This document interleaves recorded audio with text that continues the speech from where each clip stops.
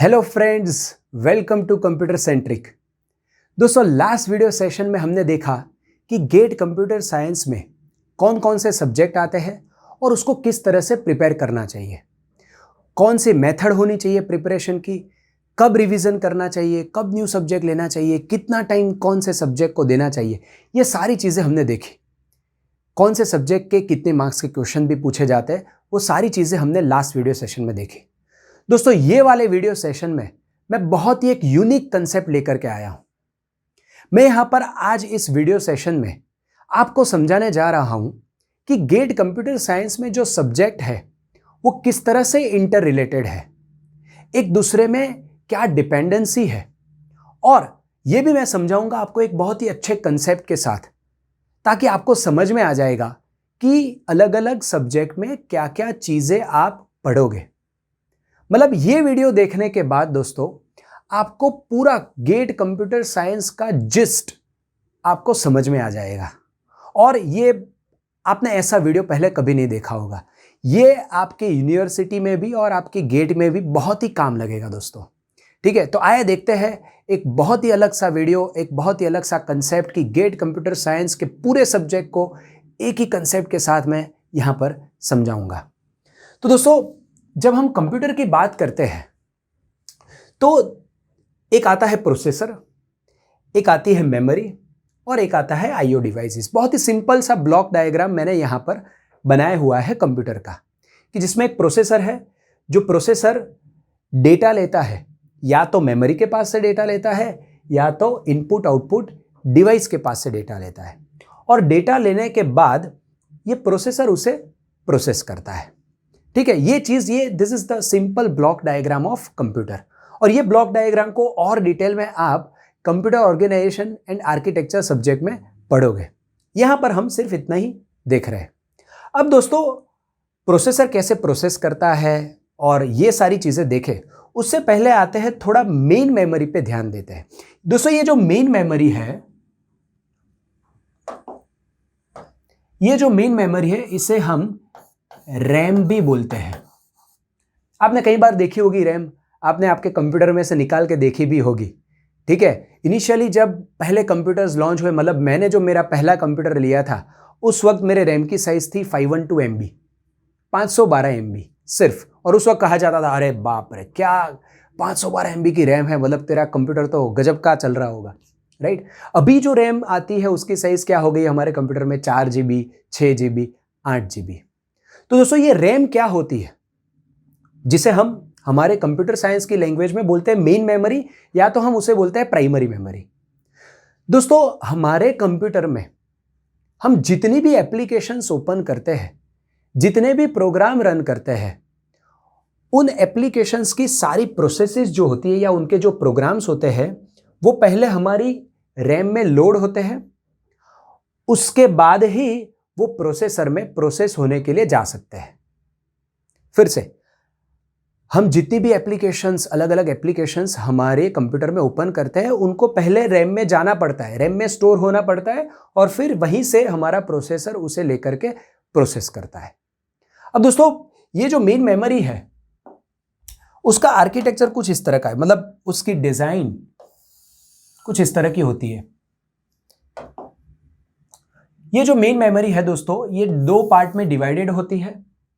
एक पार्ट होता है डेटा, कि जहां पर हम हमारे डेटा को स्टोर करेंगे, और दूसरा पार्ट होता है प्रोग्राम्स, जहां पर हमारे प्रोग्राम्स स्टोर होंगे। दोस्तों, अलग अलग प्रोग्राम में अलग अलग डेटा की जरूरत होती है, तो उसका जो डेटा होता है ये यहां पर डेटा पोर्शन में स्टोर होता है, और हमारे प्रोग्राम्स यहां पर स्टोर होते हैं। अब दोस्तों, हम जब कभी भी कोई एप्लीकेशन ओपन करते हैं, मान लो मैंने गूगल क्रोम ओपन की, तो गूगल क्रोम को रन होने के लिए उसका पीछे जो प्रोग्राम होता है वो यहां पर स्टोर होता है हमारी रैम में। तब जाकर के वो हम गूगल क्रोम देख पाते हैं, ओपन हो पाता है, हमारे प्रोसेसर में वो रन होता है। ठीक है, फिर मान लो मैंने दूसरी एप्लीकेशन ओपन की, मान लो दोस्तों VLC मीडिया प्लेयर मैंने ओपन की, तो VLC मीडिया प्लेयर का प्रोग्राम यहां पर लोड होता है। ठीक है, कोई भी एप्लीकेशन हम ओपन करते हैं, उसका प्रोग्राम हमारी रैम में स्टोर होता है। अब मेरी जो मेन मेमोरी है वो लिमिटेड है, 4 GB की 8 GB की आपकी जो रैम है वो लिमिटेड है। अब कौन से प्रोग्राम के कौन सी एप्लीकेशन के प्रोग्राम को कहां पर लोड करना है, कौन से प्रोग्राम को कहां पर लोड करना है, यह डिसीजन कौन लेता है दोस्तों? Operating system. और यह चीज आप ऑपरेटिंग सिस्टम में पढ़ोगे। अब मान लो दोस्तों, ये जो मेरी मेन मेमोरी है उसमें प्रोग्राम के लिए मेरे पास सिर्फ, मान लो प्रोग्राम के लिए मेरे पास सिर्फ 2 GB का स्टोरेज है, और मान लो मेरा हर एक प्रोग्राम 500 MB का है, मतलब ये गूगल क्रोम 500 MB का है, ये भी 500 MB का है, फिर दूसरे 2 प्रोग्राम मैंने ओपन किए, दूसरी 2 एप्लीकेशंस मैंने ओपन किए, वो भी 500 MB की है। मान लो ये मैंने ओपन किया है विंडोज़ मीडिया प्लेयर, और यहां पर मैंने ओपन किया है फायरफॉक्स, ये भी 500 MB का है। तब क्या हुआ दोस्तों? हमारी रैम तो फुल हो गई, हमारी रैम फुल हो गई। 2 GB की मेरी रैम थी, 500 2 GB खत्म हो गई। अब क्या आपको कभी ऐसा हुआ है, अब जाकर आप कोई नई एप्लीकेशन ओपन करो तो आपके प्रोसेसर ने आपको बोला हो भाई बस तुम्हारी रैम फुल हो गई है, now you can't open any new process? ऐसा कभी बोला है? नहीं। क्या होता है कि ये अगर आपकी रैम फुल हो गई है, फिर जब आप कोई नई एप्लीकेशन ओपन करते हो तो यहां से किसी एक एप्लीकेशन का डेटा बाहर निकालता है और वो नई एप्लीकेशन का डेटा यहां आता है, फिर वापस किसी एक का बाहर जाता है, किसी एक का अंदर आता है। तो कौन सी एप्लीकेशन का डेटा बाहर निकालना, कौन सी एप्लीकेशन का डेटा यहां पर लाना, यहां पर कौन से लोकेशन पे स्टोर करना, यह सारा डिसीजन कौन लेता है? Operating system. और ऑपरेटिंग सिस्टम सब्जेक्ट में आप यही चीजों को पढ़ेंगे, ठीक है। अब दोस्तों मेरे पास प्रोसेसर कितने हैं? एक ही है। हम सिंपल से कंप्यूटर आर्किटेक्चर की बात करते हैं, मेरे पास सिर्फ एक ही प्रोसेसर है, लेकिन हमने देखा कि हमारी रैम में काफी सारे प्रोग्राम्स लोड होते हैं। मान लो एक प्रोसेस है, जैसे हमने देखा एक गूगल क्रोम की प्रोसेस है, एक प्रोसेस है VLC मीडिया प्लेयर की, एक प्रोसेस है माइक्रोसॉफ्ट ऑफिस की, एक से ज्यादा प्रोसेस मेरी मेन मेमोरी में है। मेरा प्रोसेसर सिर्फ एक ही है। मेरा प्रोसेसर एक टाइम पे सिर्फ एक ही प्रोग्राम को प्रोसेस कर सकता है। मतलब भले ही हमारी रैम में 4, 5, 6, 7 अलग अलग एप्लीकेशन का डेटा हो, लेकिन एक टाइम पे एक ही एप्लीकेशन का डेटा मेरा प्रोसेसर प्रोसेस कर सकता है, ठीक है। तो यहां से कौन सी एप्लीकेशन को प्रोसेसर के पास भेजना है, यह डिसीजन भी कौन लेता है? Operating system. और यह चीज भी हम ऑपरेटिंग सिस्टम सब्जेक्ट में पढ़ते हैं। समझ में आया? मतलब कौन सी एप्लीकेशन का डेटा मेन मेमोरी में कहां पर लोड करना है, मेन मेमोरी अगर फुल हो गई है तो किसी डेटा को बाहर निकालना है, दूसरी प्रोसेस के डेटा को डालना है, ये सारी चीजें कौन करता है? Operating system. मेरी मेन मेमोरी में काफी सारी अलग अलग एप्लीकेशन के डेटा है, उसमें से प्रोसेसर को कौन सी एप्लीकेशन का डेटा देना है, ये डिसीजन भी कौन लेता है? ऑपरेटिंग सिस्टम, ठीक है। अब दोस्तों नेक्स्ट लेवल पे जाते हैं। दोस्तों ये जो मेरी प्रोसेस होती है, ठीक है, उसका जो प्रोग्राम होता है, हर एक एप्लीकेशन का एक प्रोग्राम होता है और वो प्रोग्राम यहां पर स्टोर होता है। उस प्रोग्राम में क्या होता है? प्रोग्राम क्या होता है दोस्तों? प्रोग्राम इज नथिंग बट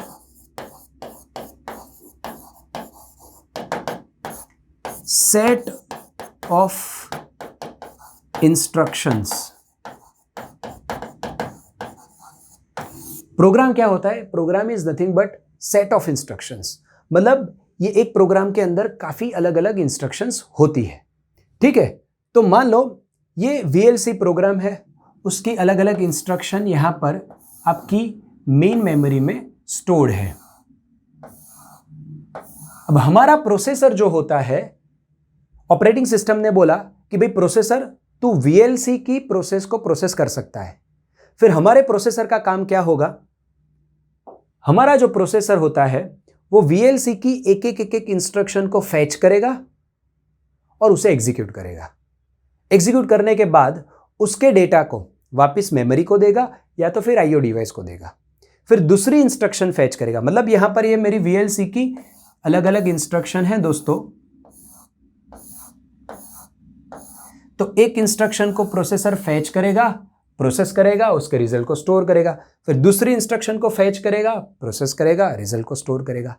तो ये जो इंस्ट्रक्शन फैच होती है, instruction automatically fetch sequential manner में कैसे फैच होती है, कैसे प्रोसेसर उसे अपने अंदर प्रोसेस करता है और फिर कैसे रिजल्ट को मेन मेमोरी में स्टोर करता है, ये सारी चीजें हम पढ़ेंगे दोस्तों कंप्यूटर ऑर्गेनाइजेशन एंड आर्किटेक्चर में। फिर से कौन सी प्रोसेस को मेमोरी में कहां पर डालना है और कौन सी प्रोसेसर प्रोसेस कर सकता है, ये डिसीजन लेता है ऑपरेटिंग सिस्टम। अब उस प्रोसेस के अंदर जो अलग अलग इंस्ट्रक्शन होती है उनको फैच करना और उसको एग्जीक्यूट करना किस तरह से हमारा कंप्यूटर करता है और वापस रिजल्ट को किस तरह से स्टोर करता है, ये चीजें हम पढ़ते हैं कंप्यूटर ऑर्गेनाइजेशन और आर्किटेक्चर में। समझ रहे हो दोस्तों? अब मैं और थोड़ा डिटेल में जाता हूं और सब्जेक्ट को हम टच करते हैं। चलो हम यहां पर एक लिस्ट बनाते हैं, हमने कौन कौन से सब्जेक्ट को टच कर दिया। हमने देखा भाई, एक तो ऑपरेटिंग सिस्टम में क्या होता है, दूसरा हमने देखा कंप्यूटर ऑर्गेनाइजेशन और आर्किटेक्चर सब्जेक्ट कहां पर यूज होता है। अब दोस्तों नेक्स्ट लेवल पे जाते हैं। दोस्तों ये जो मेन मेमोरी में आपका जो डेटा स्टोर्ड होता है वो बाइनरी में होता है। बाइनरी मतलब sequence of 0 1 0 0 0 1, this is called binary. Every student of computer science must know what is binary, right? तो बाइनरी में ये प्रोग्राम यहां पर स्टोर होता है और तभी जाकर के हमारा प्रोसेसर उसे फैच कर सकता है और प्रोसेस कर सकता है। दोस्तों प्रोसेसर जो है, this processor can understand binary language, मतलब इसी को वो समझता है। ठीक है।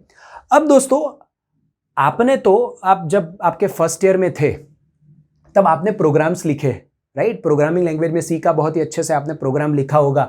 Has include stdio.h, hash include word.h, then void main, इस तरह से मान लो आपने कोई प्रोग्राम लिखा हुआ है। अब ये प्रोग्राम तो आपने इस लैंग्वेज में लिखा हुआ है, सी लैंग्वेज में लिखा हुआ है। अब इस प्रोग्राम को जब आप रन करते हो, पहले आप क्या करते हो, इस प्रोग्राम को कंपाइल करते हैं हम और फिर रन करते हैं। ठीक है। ये चीज क्यों करते हैं? जब हम उसे रन करते हैं तो वो रन कैसे होगा? जैसे मैंने बोला, हर एक प्रोग्राम अगर रन होना है उसे प्रोसेसर पे, तो उसको पहले मेन मेमोरी में डालना पड़ेगा। तो आपके प्रोग्राम को भी मेन मेमोरी में डालना पड़ेगा। और जैसे मैंने बोला, मेन मेमोरी में आप बाइनरी में डेटा स्टोर करते हो। अब आपने तो कुछ इस तरह से आपका प्रोग्राम लिखा हुआ है, so there is a need to convert your program into binary. तो दोस्तों होता क्या है, आपका प्रोग्राम पहले असेंबली लैंग्वेज में कन्वर्ट होता है,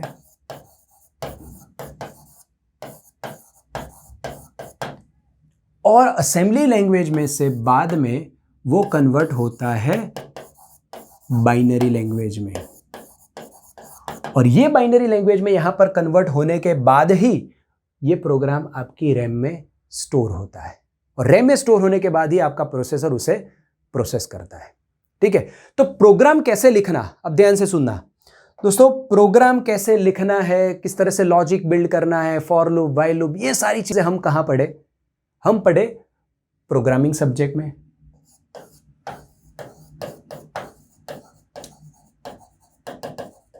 राइट, हम फर्स्ट ईयर में प्रोग्रामिंग सब्जेक्ट में ये चीज पढ़े।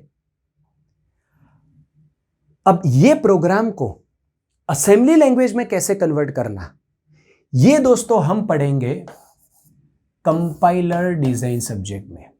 Compiler is a system tool which converts higher level language into assembly language और समटाइम्स बाइनरी लैंग्वेज ऑल्सो। तो आपके प्रोग्राम के हर एक इंस्ट्रक्शन, हर एक स्टेटमेंट किस तरह से असेंबली लैंग्वेज में कन्वर्ट होते हैं, ये हम पढ़ेंगे कंपाइलर डिजाइन में। और असेंबली लैंग्वेज में से कन्वर्ट होने के बाद वो किस तरह से बाइनरी में कन्वर्ट होते हैं, वो जो करता है कन्वर्ट, वो होता है असेंबलर। तो वो हम पढ़ते हैं सिस्टम प्रोग्रामिंग में। हालांकि ये सिस्टम प्रोग्रामिंग सब्जेक्ट आपकी गेट के सिलेबस में नहीं है, लेकिन ये जो बाइनरी कन्वर्जन होता है, इसका थोड़ा पोर्शन हम कंपाइलर डिजाइन में भी देखते हैं। ठीक है, मैं एक एग्जांपल लेकर के आपको समझाता हूं कि किस तरह से ये प्रोसेस होती है। अब दोस्तों समझ लीजिए, आपने यहां पर कोई स्टेटमेंट लिखा हुआ है, C = A + B। हमने स्टेटमेंट लिखा हुआ है प्रोग्राम में c is equal to a plus B, statement को लेकर के हम चलते हैं। अब ये वाला स्टेटमेंट मेरा कंपाइलर कैसे असेंबली लैंग्वेज में कन्वर्ट करता है। तो ये जो कंपाइलर का आउटपुट है वो कुछ इस तरह का है, आप समझ लीजिए। आप ये पढ़ोगे कंपाइलर डिजाइन में कि मान लो मेरा आउटपुट है कुछ इस तरह का, move R A R0 add R0 comma be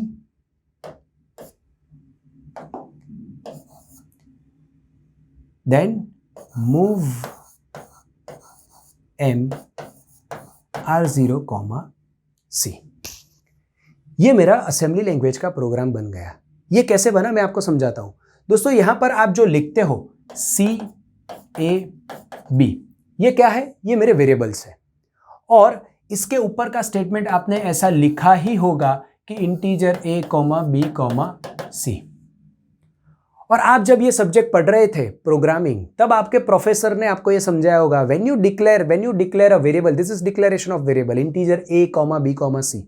when you declare a variable, तो उस वेरिएबल के लिए मेमोरी अलॉट हो जाती है, उसका लोकेशन, उसको कहां पर स्टोर करना, ये डिसीजन लिया जाता है, राइट। तो ये जो C, A और B है दोस्तों, मान लो हमारी मेमोरी के कोई लोकेशन है, हमारी मेमोरी में इसका डेटा हम स्टोर करते हैं, ठीक है। यहां पर मान लो A में मैं डालता हूं 10, इनपुट डिवाइस में से मान लो मैंने A में डाला 10 और B में मान लो मैंने डाला 20।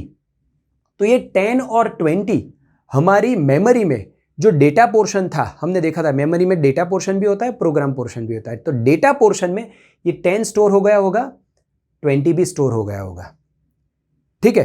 तो ये जो A, B और C है, these are the symbolic name of that particular memory location which contains this data, ठीक है। तो एक चलो मैं यहां पर बनाता ही हूं मेमोरी।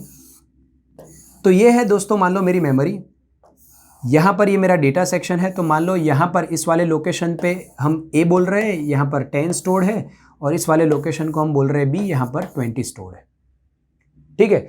अब यहां से डेटा को कैसे फैच करना और कैसे इसका एडिशन करना, ये सारी चीजें हम पढ़ेंगे कंप्यूटर ऑर्गेनाइजेशन और आर्किटेक्चर में। कैसे हमारा प्रोसेसर इसको फैच करता है वो वहां पर पढ़ेंगे। लेकिन हम यहां पर ये क्या समझ रहे हैं कि ये असेंबली लैंग्वेज में कन्वर्ट हुआ। इसका मीनिंग क्या है?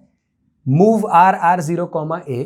तो भाई मेमोरी लोकेशन A पे जो डेटा है उसको R0 में स्टोर करना है। R0 है हमारा रजिस्टर, ठीक है।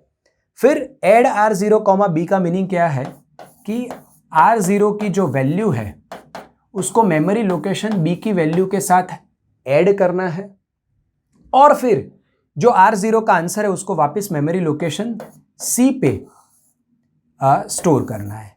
R0 के आंसर को फिर मेमोरी लोकेशन C पे मैं स्टोर कर दूंगा। तो ये असेंबली लैंग्वेज का ये मीनिंग हुआ कि मेमोरी लोकेशन A पे जो डेटा है वो मैं R0 पे डालूंगा। मतलब अभी यहां पर मेरे R0 की वैल्यू हो गई 10।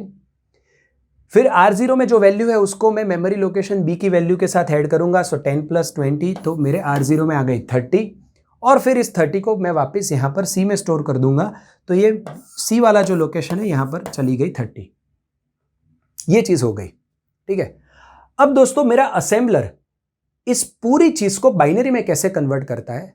तो मेरा असेंबलर क्या करता है दोस्तों, आप देखिए ये जो चीज बनी इसका एक पर्टिकुलर फॉर्मेट होता है। तो ये जो है इसे हम बोलते हैं ऑपकोड। ये बन गया मेरा रजिस्टर का पोर्शन और ये बन गया मेरा मेमोरी का पोर्शन। तो ये मेरी इंस्ट्रक्शन की स्टाइल हो गई। ये चीज भी हम कंप्यूटर ऑर्गेनाइजेशन में पढ़ते हैं। तो ये मेरी इंस्ट्रक्शन की स्टाइल हो गई। अब मेरे पास मान लो दोस्तों, मेरे पास ऐसे अलग अलग 4 ऑपकोड है, ऐसी 4 इंस्ट्रक्शन है। एक मूव आर है, दूसरी ऐड है, तीसरी मूव एम है, मान लो चौथी है सबट्रैक्ट इंस्ट्रक्शन। तो इन चारों इंस्ट्रक्शन को मैं एक बाइनरी कोड दे दूंगा। मैं मान लो बोलता हूं कि भाई मूव आर इंस्ट्रक्शन है, उसका कोड होगा 00, ऐड है उसका कोड होगा 01, मूव एम इंस्ट्रक्शन है उसका कोड है 10, और मान लो एक सबट्रैक्ट नाम की इंस्ट्रक्शन है उसका कोड है 11। तो मैंने ये मेरी कंप्यूटर सिस्टम में मेरे कंप्यूटर आर्किटेक्चर में जितनी भी इंस्ट्रक्शन है उनको मैं एक बाइनरी कोड दे दूंगा और वो कोड यहां पर रिप्लेस करेगा हमारे इस नाम को। तो मूव आर यहां पर रिप्लेस होगा 00 से। सिमिलरली हम रजिस्टर को भी कोड दे देंगे। मान लो मेरी सिस्टम में टोटल 8 रजिस्टर है तो मैं 3 बिट यूज करूंगा 2�3, राइट। तो R0 को हम लिखेंगे 000 से और फिर ये जो A है वो है मेरा मेमोरी लोकेशन, तो उसका जो बाइनरी बनता है वो मैं यहां पर लिखूंगा। तो ये बन गई दोस्तों मेरी binary instruction. Are you getting my point. फिर ऐड का बाइनरी होगा, वो क्या होगा भाई, इसका ऑप कोड हमने बोला है 01, यहां पर है 000, फिर ये बी का memory location in binary. Similarly move M का 10000, फिर ये मेमोरी का लोकेशन। तो दोस्तों ये जो हमने एक स्टेटमेंट लिखा था C = A+B, इस तरह से वो बाइनरी में कन्वर्ट हुआ। ठीक है, अब ये जो मेरे प्रोग्राम की चीजें बनी है ये स्टोर होगी कहां पर, हमारी मेन मेमोरी में प्रोग्राम सेक्शन में यहां पर स्टोर होगी। हमारी मेन मेमोरी में प्रोग्राम सेक्शन में यहां पर स्टोर होगी और उसका डेटा यहां पर ऊपर स्टोर होगा। तो ये जो दोस्तों यहां से यहां का कन्वर्जन होता है और यहां से बाइनरी होता है, ये चीजें हम देखते हैं कंपाइलर डिजाइन सब्जेक्ट में। और हम कंप्यूटर ऑर्गेनाइजेशन में शुरू करते हैं कि भाई मान लीजिए ये सारा डेटा हमारे पास मेन मेमोरी में है, तो कंप्यूटर उसे कैसे प्रोसेस करेगा। तो कंपाइलर डिजाइन में क्या आता है ये भी हमने देखा। अब इसको कन्वर्ट करने के लिए दोस्तों, इसको यहां से यहां कन्वर्ट करने के लिए कंपाइलर डिजाइन के अलग अलग फेजेस है, उसको भी काफी सारी चीजें प्रोसेस करनी होती है। तो उसकी डिपेंडेंसी बनती है दूसरा एक सब्जेक्ट है जो कि थियरी ऑफ कंप्यूटेशन। दोस्तों थियरी ऑफ कंप्यूटेशन में regular languages, context free languages, ये सारी जो लैंग्वेजेस है, रेगुलर एक्सप्रेशन, उनका यूज करता है कंपाइलर हायर लेवल लैंग्वेज में से असेंबली को कन्वर्ट करने के लिए। तो दोस्तों हमने यहां पर देखा थियरी ऑफ कंप्यूटेशन कैसे यूज होता है, कंपाइलर डिजाइन सब्जेक्ट में भी कौन कौन सी चीजें देखते हैं और यहां से यहां कन्वर्जन किस तरह से होता है। और हमने ये भी देखा कि भाई प्रोग्रामिंग सब्जेक्ट में हम प्रोग्राम लिखते हैं और उस प्रोग्राम का यहां पर रिलेशन क्या बनता है, वो बाइनरी में कन्वर्ट होता है। बाइनरी में कन्वर्ट होने के बाद ऑपरेटिंग सिस्टम उसे लोड करेगी मेन मेमोरी में और मेन मेमोरी में लोड होने के बाद कंप्यूटर ऑर्गेनाइजेशन सब्जेक्ट में हम पढ़ते हैं कि भाई हमारा प्रोसेसर उसे फैच करके कैसे प्रोसेस करेगा और रिजल्ट को वापस देगा। समझे। तो ये सारे चीजें आ गई। तो हमने देखा और 2 सब्जेक्ट, इसको ऐड कर देते हैं हमारे लिस्ट में। हमने देखा कंपाइलर डिजाइन किस तरह से रिलेटेड है, हमने देखा थियरी ऑफ कंप्यूटेशन भी किस तरह से रिलेटेड है। अब दोस्तों और एक चीज है, ये जो मेरी मेन मेमोरी है दोस्तों, ये जो मेरी मेन मेमोरी है, ये मेन मेमोरी में डेटा स्टोर जो हम करते हैं उसके भी अलग अलग टेक्निक होती है दोस्तों। आपका डेटा किस तरह का है उसके हिसाब से यहां पर मेन मेमोरी में लोकेशन आइडेंटिफाई होता है। नॉर्मली ये जो मैंने बोला कि मेमोरी हमारी डेटा और प्रोग्राम सेक्शन में डिवाइडेड होती है और भी डिवीजन उसके होते हैं, तो डिपेंड करता है कि भाई आपका डेटा कौन सी कैटेगरी का है। तो एक उसमें पोर्शन होता है स्टैटिक डेटा का, दूसरा पोर्शन होता है स्टैक का, फिर पोर्शन होता है हीप का, राइट। स्टैक हम कब यूज करते हैं, जब function calling, function returning, right, हम एक फंक्शन दूसरे फंक्शन को कॉल करता है, फिर वो एग्जीक्यूट होता है, वहां से दूसरा कॉल होता है, तब हम स्टैक डेटा स्ट्रक्चर का यूज करते हैं हमारी मेन मेमोरी में उसको स्टोर करने के लिए। फिर हम हमारे प्रोग्रामिंग लैंग्वेज में दोस्तों डायनेमिक मेमोरी, डायनेमिक डेटा हम डिक्लेयर करते हैं, कैलॉक, मैलॉक, न्यू करके, कि जिसकी साइज फिक्स नहीं होती है दोस्तों, वो डायनेमिक होती है।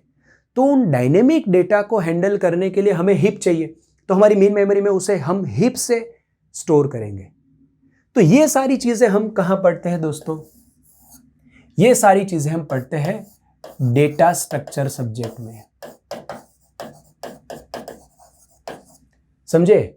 हमने बोला कि हमारा जो डेटा है उसको मेन मेमोरी में स्टोर होना पड़ेगा।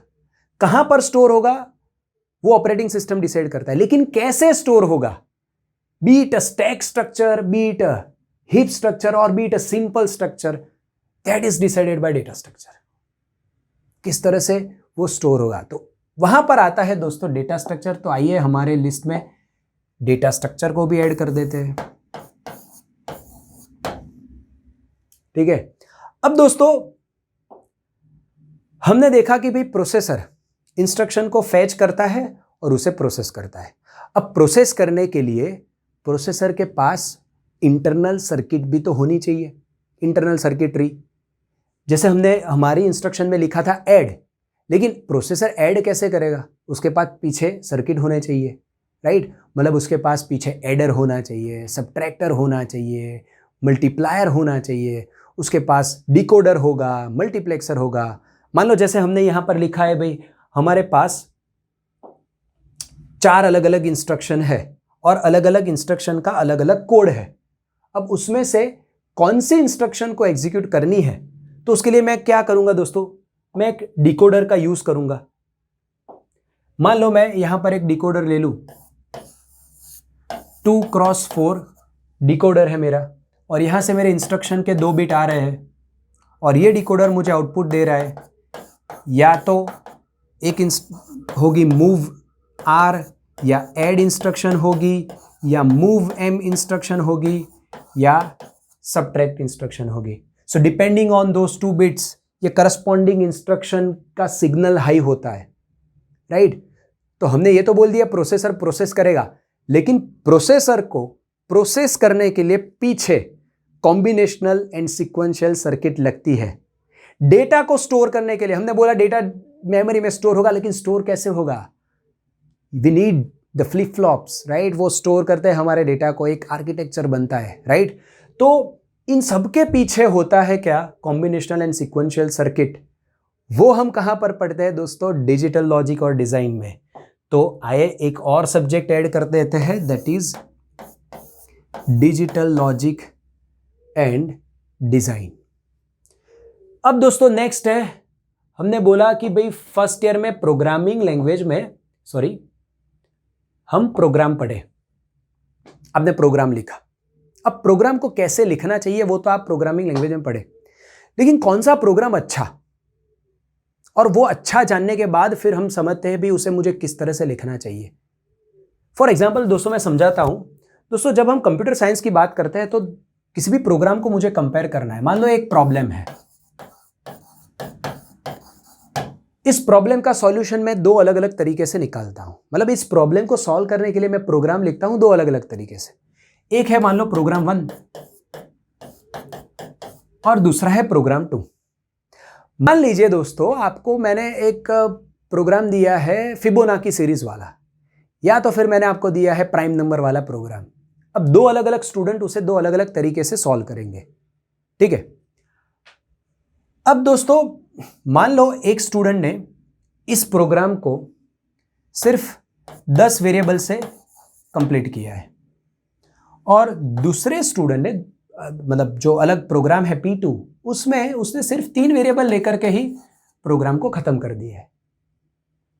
10 वेरिएबल है तो आपकी मेमोरी में उन 10 वेरिएबल को स्टोर करने के लिए स्टोरेज चाहिए, तो more storage would be required. जबकि यहां पर 3 वेरिएबल है, लेस स्टोरेज चाहिए, less memory will be required. So in terms of storage this program is better, ठीक है? लेकिन दोस्तों इसे बोलते हैं हम स्टोरेज कॉम्प्लेक्सिटी।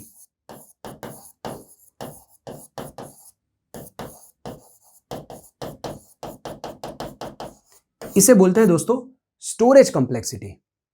लेकिन दोस्तों हम कंप्यूटर साइंस में we are not worried about this storage complexity.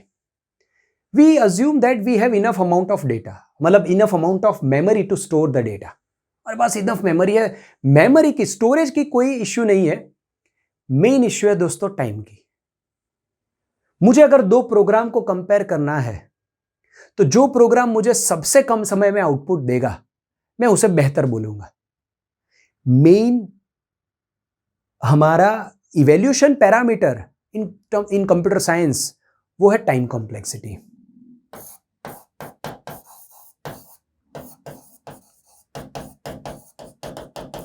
मतलब अभी मैं ऐसा बोल दूं दोस्तों कि ये वाला जो प्रोग्राम है वो T1 टाइम लेता है और ये वाला T2 टाइम लेता है, और मैं ऐसा बोल दूं that T1 is very very very very very less than T2, then I would say P1 is better.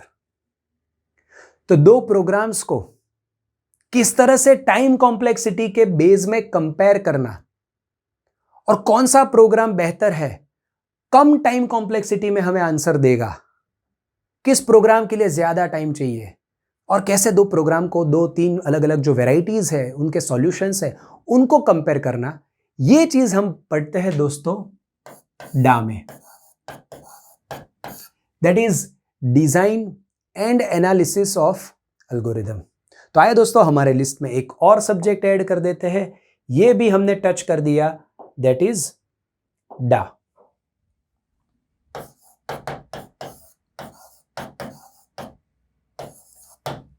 अब दोस्तों आता है कंप्यूटर नेटवर्क।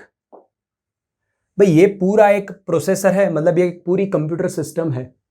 तो यहां पर मान लो एक कंप्यूटर सिस्टम है, यही पूरी चीज मैंने एक बॉक्स में यहां पर ड्रॉ की हुई है, और यहां पर दोस्तों मान लो दूसरी कंप्यूटर सिस्टम है। अब इन दो कंप्यूटर सिस्टम को एक दूसरे के साथ बात करनी है, इन दोनों को एक दूसरे के साथ डेटा एक्सचेंज करना है, शेयर करना है, रिसोर्सेज शेयर करने हैं। तो वो कैसे शेयर होते हैं, यहां से डेटा कैसे दूसरे कंप्यूटर पे पहुंचाया जा सकता है, दूसरे कंप्यूटर का डेटा किस तरह से हम ला सकते हैं। मतलब आप मान लो ये आप ही हो, आप ही की सिस्टम है, और ये मान लो गूगल का सर्वर है। तो आप रिक्वेस्ट करते हो तो गूगल के सर्वर पे वो रिक्वेस्ट जाती है और वहां से आपको आंसर मिलता है, आपको आपके वेब पेज पे वो डेटा दिखता है। दो अलग अलग कंप्यूटर है, राइट। एक कंप्यूटर के अंदर प्रोसेसेस किस तरह से होती है, ये सारी चीजें हमने देखी। अब हम बात करें दो अलग अलग कंप्यूटर के बीच में कम्युनिकेशन हमें एस्टैब्लिश करना है, तो कैसे एस्टैब्लिश किया जा सकता है, ये चीज दोस्तों हम पढ़ते हैं कंप्यूटर नेटवर्क में, राइट। तो आइए दोस्तों हमारे लिस्ट में एक और सब्जेक्ट ऐड कर देते हैं, विच इज कंप्यूटर नेटवर्क।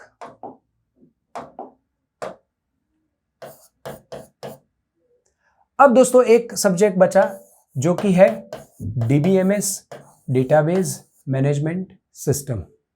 दोस्तों हम कोई भी सॉफ्टवेयर बनाते हैं, राइट, तो उस सॉफ्टवेयर बनाने के पीछे जो डेटा यूज होता है, उसका जो डेटा है, जो फॉर्म का जो डेटा है, उसको कैसे स्टोर किया जाए, उसको अलग अलग कैसे टेबल स्ट्रक्चर में स्टोर किया जाए, उसकी प्राइमरी की क्या होनी चाहिए, उन टेबल्स के बीच में रिलेशन क्या होना चाहिए, वो स्टोर हो, डेटा मेरा स्टोर हो, स्टोर होने के बाद फिर मुझे जब फैच करके रिजल्ट देना है वो मैं कैसे दूंगा, और स्टोर कैसे हो। तो ये सारी चीजें हम पढ़ते हैं डेटाबेस मैनेजमेंट सिस्टम में, ठीक है। तो ये था दोस्तों पूरा कंप्यूटर साइंस का लॉजिक, जो मैंने आपको बहुत ही अच्छे एग्जाम्पल के साथ समझाया।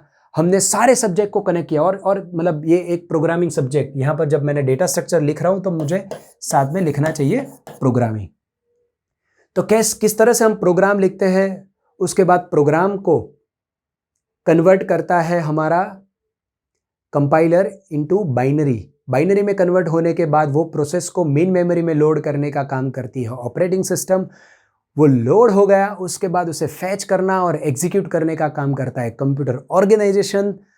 एग्जीक्यूट करने के लिए पीछे जो सर्किट चाहिए दोस्तों, वो सर्किट हम पढ़ते हैं डिजिटल लॉजिक एंड डिजाइन में, और कंपाइलर डिजाइन में उसे प्रोसेस करने के लिए जो डिपेंडेंसी रहती है regular expression, context free language, इनके साथ वो पढ़ते हैं हम थ्योरी ऑफ कंप्यूटेशन में। दो कंप्यूटर्स को एक दूसरों के साथ बात करनी है तो वो पढ़ते हैं हम कंप्यूटर नेटवर्क में, और किस तरह से डेटा को मेन मेमोरी के अंदर स्टोर करना, स्टैक आर्किटेक्चर यूज करना या हीप डेटा स्ट्रक्चर यूज करना, ये सारी चीजें हम पढ़ते हैं डेटा स्ट्रक्चर में। और किसी प्रॉब्लम के एक से ज्यादा सॉल्यूशन है तो कंप्यूटर साइंस की टर्म में कौन से सॉल्यूशन को बेहतर गिनना, वो हम पढ़ते हैं डिजिटल लॉजिक एनालिसिस एंड वो पढ़ते हैं हम द डा सब्जेक्ट में, design and analysis of algorithm, और लास्ट है DBMS, that is database management system.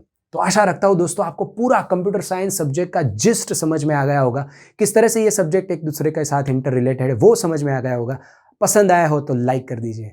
Thank you.